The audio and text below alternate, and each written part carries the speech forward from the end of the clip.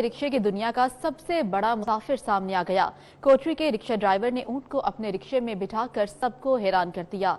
ऊंट को रिक्शे में कोटरी से जामशोरो पहुंचाया गया है। अहम शाहरा पर ऊंट भी रिक्शे में बैठकर मौजे करता रहा। तो आपको बताएं, रिक्शे की दुनिया का सबसे बड़ा जो मुसाफिर है वो सामने आ गया है। कोटरी के रिक्शा ड्राइवर ने ऊंट को अपने रिक्शे में बिठाकर सबको हैरान कर दिया। ऊंट को रिक्शे में कोटरी से जामशोरो पहुंचाया गया। अहम शाहरा पर ऊंट भी रिक्शे में बैठकर मौजे करता रहा।